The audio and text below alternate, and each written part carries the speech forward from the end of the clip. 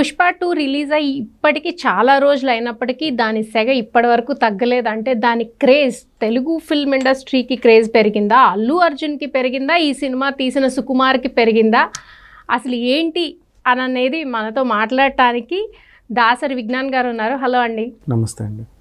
So Pushpa 2 ఎక్కడ విన్నా అదే మూవీ, ఇంకా వేరే మూవీ గురించి మాట్లాడలేదు. అండ్ ఇండియా స్థాయిలో అది 3వ ప్లేస్లో ఉంది అని న్యూస్ అయితే విన్నాం. ఇది నిజమేనా? జనరల్గా మీరు అంటే మామూలుగా చాలామంది ఇది ఫ్లాప్ అంటున్నారు కదా, వాళ్ళకి చెప్పే ఆన్సర్ గూగుల్కి వెళ్ళి హైయెస్ట్ గ్రాసింగ్ ఇండియన్ మూవీస్ అని కొడితే లిస్ట్ వచ్చేస్తుంది. అందులో మీరు అది కొట్టగానే టాప్లో నుంచి 3rd పొజిషన్లో పుష్ప ఉంది. దంగల్ తర్వాత బాహుబలి 2 తర్వాత పుష్ప 2 టాప్ 3. ప్రజెంట్ 1300 కోట్లతో విత్ ఇన్ 11 డేస్. అండ్ ఇది చాలా సునాయాసంగా 2000 CR అయితే తీసేస్తుంది. నేను ఇది రిలీజ్కి ముందు నుంచి చెప్తున్నా బేసికల్లీ. ఎందుకు అంటే ఫ్లాప్ టాక్ అనేది పక్కన పెడితే 2 తెలుగు రాష్ట్రాల్లోనే పుకారు ఎక్కువగా బయటపడింది. కావాలని చాలామంది దాన్ని డ్యామేజ్ చేస్తూ వస్తున్నారు. బట్ సరే ఇక్కడైతే తొక్కగలరు, పాన్ ఇండియా సినిమా కదా, పాన్ ఇండియా లెవెల్లో ఎవరు తొక్కలేరు. ఇప్పుడు బీహార్లో ఆ రోజు ఈవెంట్ పెడితే 7.5 లక్షల మంది వచ్చారు. వాళ్ళన్ని టికెట్లు ఏవి? అసలు ఎలా ఒక తెలుగు హీరోకి ఎక్కడో బీహార్లో సంబంధమే లేదు. అసలు 7.5 లక్షల మంది అంటే అసలు అది ఎలా సాధ్యం? అండ్ ఇంకోటి, ఇప్పుడు మనం నార్త్ బెల్ట్లో 2 ఈవెంట్లు అయ్యాయి, ఒకటి ముంబై ఒకటి బీహార్. ఇది వదిలేస్తే మీరు పంజాబ్ వెళ్ళినా, హర్యానా వెళ్ళినా, లేకపోతే మధ్యప్రదేశ్ ఛత్తీస్గఢ్ సైడ్ ఎటర్న్ వెళ్ళినా కూడా ఇదే రెస్పాన్స్ వచ్చేది. అక్కడ వాళ్ళందరూ చూస్తున్నారు. మరి నార్త్లో పెద్ద హిట్, వాళ్ళందరూ ఆ రోజు ఈవెంట్కి వచ్చిన వాళ్ళందరూ 7.5 లక్షల మంది అంటే విత్ వాళ్ళ ఫ్యామిలీస్తో కలిపి వెళ్ళి ఇంకెన్నిసార్లు చూసారో, ఎంతమంది చూసారో చెప్పలేము. అలా పెద్ద hit. Next Tamil and Malayalam గురించి మనం మాట్లాడుకోవడం అల్లు అర్జున్ అంటే ఇక అసలు మల్లు అర్జున్ ఇంకా. సో అక్కడ పెద్ద హిట్. ఇప్పటివరకు వచ్చిన మలయాళం మూవీస్ అన్నిట్లోనూ టాప్ ప్లేస్లో పుష్ప 2 ఉంది. నెక్స్ట్ మళ్ళీ ఇటు కన్నడంలోను ఇటు తెలుగులోను ఎక్కడ చూసినా సరే పుష్ప ప్రపంచం సాగింది. చాలామంది దీన్ని ఫ్లాప్ అన్న వాళ్ళంతా కూడా జస్ట్ అలా రూమర్ స్ప్రెడ్ చేయగలిగారు. సేమ్ దేవర్ లాగా, దేవర్ని కూడా ఫ్లాప్ అన్నారు, 1000 కోట్లు కొల్లగొట్టి అట్లా కూర్చుంది అది, అంతే కదా. ఎవరు దాన్ని ఆపగలిగారు? ఇప్పుడు పుష్ప అంతే టాప్ 3 పొజిషన్కి వచ్చేసింది. అది విత్ ఇన్ 11 డేస్. ఇది ఇంకో పెద్ద రికార్డ్ చెప్పాలి అంటే. బాహుబలి అయినా సరే, దంగల్ అయినా సరే లాంగ్ రన్లో వచ్చేవాళ్ళకి డబ్బులు. ఇక్కడ 2 వీక్స్ అయిన తర్వాత మళ్ళీ అక్కడ జపాన్లోను, చైనాలోను, ఇంకెక్కడెక్కడో రిలీజ్ చేసుకుంటే అలా 1800 to 2000 అలా మధ్యలోకి వచ్చింది. పుష్ప పాన్ ఇండియా లెవెల్లో ఇప్పటివరకు ఆడడం వల్ల, ఇంకా మళ్ళీ అంటారు టికెట్ రేట్లు పెంచుకోవడం వల్ల వచ్చింది అని. టికెట్ రేట్లు పెంచారు. అప్పట్లో గొడవ ఏం చేశారు? ఇంత ఖర్చు పెట్టి చూస్తారా? అదే 1200 అంటే విత్ ట్యాక్సెస్ 1300 అయితే నెట్ఫ్లిక్స్ 1 year వస్తుంది కదా, అమెజాన్ ప్రైమ్ 1 year వస్తుంది కదా, డిస్నీ 1 year వస్తుంది కదా. ఈ ఒక్క సినిమాకి ఎందుకు పెట్టాలి? కానీ మనకు ఆ ఎక్స్పీరియన్స్ అయితే టీవీలో చూసిన దానికి, థియేటర్లో చూసిన దానికి ఉంటుంది. అందుకే అయినా సరే అంత స్ప్రెడ్ చేసినా సరే వాళ్ళు పోతే పోనీ 1200 అయినా సరే 1000 అయినా సరే మేము చూస్తామని చూశారు. చూడబట్టే కదా ఇప్పుడు ఇంత హిట్. అండ్ ఈ రోజు వరకు కూడా ఆడుతుంది పుష్ప ఈజ్ నథింగ్ బట్ ఒక సూపర్ హీరోస్ లాగా ఒక న్యాచురల్ హీరో స్టోరీ ఇది. మనకు ఫస్ట్ హాఫ్లో క్యారెక్టర్స్ని పరిచయం చేసి వదిలేశారు. సెకండ్ హాఫ్ ఇక్కడ సెకండ్ పార్ట్ నుంచి మొదలు పెడితే నువ్వు ఎన్ని పాటలన్నా తీయొచ్చు పుష్ప మీద. ఎందుకంటే ఒక హీరోయిక్ క్యారెక్టర్ జనాల్లోకి తీసుకొచ్చాడు. ప్రతిసారి హీరోకి ఒక మిషన్, ఒక టాస్క్. ఈ పార్ట్ 2లో ఇచ్చింది ఏంటి? చాలా సింపుల్ టాస్క్ ఇది. సీఎంని కలవడానికి వెళ్తున్నాను అంటే సరే వచ్చేటప్పుడు ఒక ఫోటో వేసుకొని తీసుకురా, ఇక్కడ హాల్లో పెట్టుకుంటా అనింది. ఈయన వెళ్ళి సీఎం గారు నాకు ఫోటో ఇవ్వరా అంటే వాడు ఇవ్వనన్నాడు. నువ్వు ఒక స్మగ్లర్వి, నీకు నా పక్కన నిలబడే అర్హత లేదు అని. పుష్పకు మండింది, వాడు తగ్గకూడదు కదా. పెళ్ళాంకి ఖచ్చితంగా మాట ఇచ్చాడంటే ఖచ్చితంగా తీర్చాలి. సీఎంనే మారుద్దాం అనుకున్నాడు. సీఎంని మార్చాలంటే ఏం చేయాలి? నువ్వు సీఎం అవ్వాలంటే ఏం కావాలని రావు రమేష్ని అడిగితే 500 కోట్లు కావాలన్నాడు. పుష్పకి 500 కోట్లు తేయగలిగే సత్తా ఉంది. ఎలా? తన సోర్స్ ఎర్రచందనం. ఇప్పుడు 500 కోట్లకి డీలింగ్ మాట్లాడుకోవాలి అవతలోడితో. ఎక్కడెక్కడితోనే, జపాన్తోనో ఎక్కడితోనో మాట్లాడుకుంటారు. ఎన్ని కావాలి? 2000 టన్నులు. Okay, done.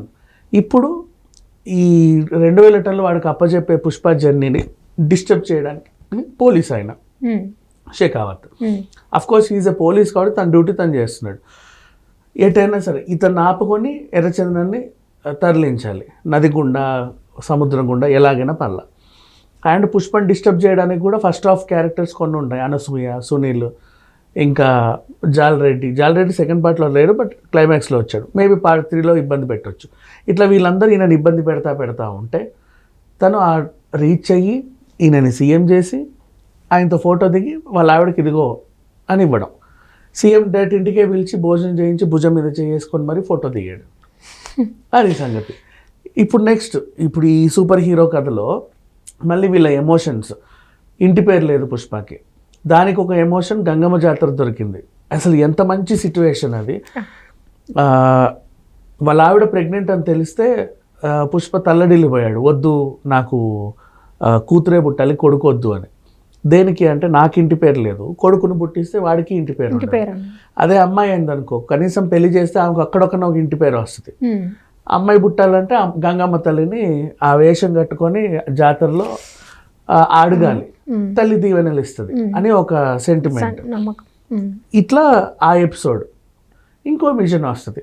ఇంకెవడన్నా వచ్చి నాకు అది కావాలి ఇది కావాలని అడుగుతాడు. దాన్ని తీర్చాలి అంటే పుష్పకున్న సోర్స్ మళ్ళీ ఎర్రచందనం. దీంతో మళ్ళీ డీల్ మాట్లాడుకోవడం, పుష్పని ఆపడానికి పోలీస్ రావడం, ఇబ్బంది పెట్టే క్యారెక్టర్స్ ఇబ్బంది పెట్టడం, ఈ ఇబ్బందులన్నీ దాటుకొని ఆయన రీచ్ అవ్వడం. ఇలా ఒక మంచి ఇది సెట్ చేసుకున్నారు. సేమ్ లైక్ ఒక సూపర్ మ్యాన్, అలాగే ఒక స్పైడర్ మ్యాన్. ఇది మొత్తం హీరో మీద తిరిగే స్టోరీ అంతే. ఒక క్యారెక్టర్ సృష్టించారు అంతే. ప్రతిసారి ఇప్పుడు ఫర్ ఎగ్జాంపుల్ చిన్నపిల్లలకు అర్థమయ్యేలాగా చెప్పాలంటే డోరేమాన్ సిరీస్, వాళ్ళందరూ ఉంటారు. ప్రతిసారి ఒక గ్యాడ్జెట్ చుట్టూ కథ తిరుగుతుంది. క్యారెక్టర్స్ కంటూ ఒక ఎమోషన్స్ ఉంటాయి. ఆ జియాన్ ఏమో అగ్రెసివ్, సునియో ఏమో కులిపోతాడు, నోబితానేమో వెర్రి, వాడికి ఏమి చదువు చేత కాదు, డోరేమాన్ ఏమో గ్యాడ్జెట్లు ఇస్తుంది, డోరేమాన్కి డోరీమి అనే సిస్టర్, వీళ్ళందరూ వెళ్తూ ఉంటారు అంతే. స్పైడర్ మ్యాన్ అన్న అంతే. ప్రతి స్పైడర్ మ్యాన్ వస్తాడు, అక్కడ ఏదో జరుగుద్ది, దాన్ని ఏదో రకంగా ఆ మిషన్ కంప్లీట్ చేసి ఇవ్వడం. పోనీ ఫ్యామిలీ ఆడియన్స్కి అర్థం అవ్వాలంటే మన అమృతంలో క్యారెక్టర్స్ అన్నీ వాళ్ళ ఎమోషన్స్ క్యారీ అవుతానే ఒక్కొక్క ఎపిసోడ్కి ఒక్కొక్క టాస్క్. ఆ టాస్క్ని కంప్లీట్ చేస్తే లాస్ట్కి ఏదో అవ్వడం. సో ఇలాగే పుష్ప. సో ఇట్లాంటి పుష్ప సినిమాని జనాలకి రీచ్ చేయడంలో సక్సెస్ అయ్యారు. ఇప్పుడు 1500 కోట్లు నాకు తెలిసి ఈ వీకెండ్ అయినా ఈజీగా తీసేస్తారు. ఇంకా లాంగ్ రన్ అంటే ఇంకా మళ్ళీ డిసెంబర్ సంక్రాంతి వరకు ఆడుద్ది అనుకోండి. ఇంకా డిసెంబర్ ఎండింగ్ వరకు చూసుకుంటే నన్ను అడిగితే ఈజీగా 2000 వచ్చేస్తాయి. అసలు ఇప్పుడు ఇది ఒక తెలుగు సినిమా సక్సెస్ అవుతుందంటే మన మొత్తం పాన్ ఇండియా మొత్తం వాళ్ళు ఇచ్చే సపోర్ట్ మన తెలుగు వాళ్ళ దగ్గర ఎందుకు ఇలా అంటే ఎక్కడో చోట ఇబ్బంది పెడుతున్నారు.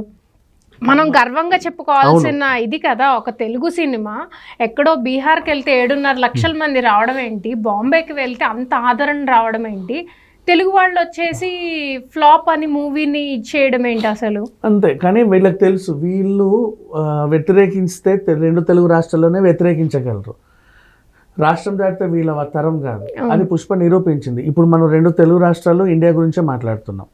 ఓవర్సీస్ ఎన్ఆర్ఐలందరికీ పిచ్చగా నచ్చేసింది. అవును, అసలు పెద్ద హిట్ కదా ఎన్ఆర్ఐస్ అసలు ఇక్కడ. అండ్ ఫారిన్ క్రికెటర్లు కూడా పుష్ప వేషాలు వేసుకొని వాళ్ళు రీల్స్ చేయడంతో ఇంకా పెద్ద పాపులర్. సో ఈ రకంగా చూసుకుంటే ఈ పుష్ప మ్యానియా అనేది ఇప్పటివరకు ఆగదు. ఇంకా పార్ట్ 3 ది ర్యాంపేజ్ ఉంది, దాని షూటింగ్ కూడా త్వరలో స్టార్ట్ అవబోతుంది. ఈ పుష్ప ప్రపంచం సాగుతానే ఉంటుంది. అవును, అసలు పుష్ప 1 నుంచే ఇంకా ఎవరు బయటికి రాలేదు. పుష్ప 2 అప్పుడే అయిపోయిందా వచ్చేసిందా అనే ఇది కిక్లో ఉన్నారు. సో డెఫినెట్గా అసలు ఇది మళ్ళీ అంటే మన తెలుగు వాళ్ళైతే డెఫినెట్గా గర్వంగా చెప్పుకోవాల్సిన ప్రౌడ్ మూమెంట్ ఇది. సో ఇది అల్లు అర్జున్ క్రెడిట్ అంటారా, సుకుమార్ గారా, లేకపోతే ఏంటి ఇది? Out and out Allu Arjun credit. ఎందుకంటే మొన్న ఆగస్టుకు రిలీజ్ అవ్వాల్సిన సినిమా చిన్న ఇబ్బందులు పడితే ఇంకో హీరో ఏ హీరో అయినా సరే వదిలేయాల్సి వస్తుంది ప్రాజెక్ట్. కూలిన కోటని మళ్ళీ కట్టుకుంటా నిలబెట్టి పాన్ ఇండియా లెవెల్లో ఈరోజు సక్సెస్ చేసి చూపించాడు. సో ఖచ్చితంగా అల్లు అర్జున్ క్రెడిట్ ఇది. అందుకే గ్లోబల్ స్టార్ అయ్యారు. ఇప్పుడు ఐకాన్ స్టార్, ప్రపంచవ్యాప్తంగా గ్లోబల్ స్టార్, ఇంకా ఇంటర్నేషనల్ స్టార్. సో ఇది మనం ఇలానే కంటిన్యూ చేస్తే తెలుగు సినిమాలు హాలీవుడ్లో కూడా వెళ్ళే అవకాశం ఉందంటారా ఎలా అయితే Hollywood వరకు? ఒకప్పుడు మనం అవెంజర్స్ వస్తుందంట, మ్మ్.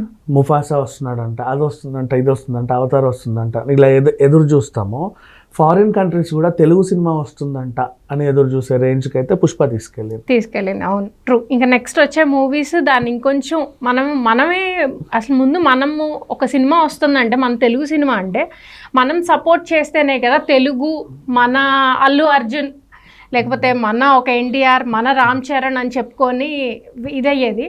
మనమే సపోర్ట్ చేయకుండా ఇలా చేస్తే అసలు సినిమాని ఎక్కడి వరకు తీసుకెళ్తాం మన వాళ్ళే సపోర్ట్ చేయకపోతే. సో చూసారు కదా, ఇది మరి మన తెలుగువాడి సత్తా చాటుతూ పుష్ప 2 ఇప్పటికీ ఇంకా ఇది తగ్గలేదు సెగ.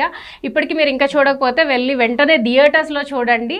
టీవీలో చూడొచ్చు, మళ్ళీ చూద్దాం, బట్ థియేటర్స్లో చూడటం అయితే మిస్ అవ్వద్దు. ఓకే అండి, థ్యాంక్ యూ సో మచ్ అండి. So much.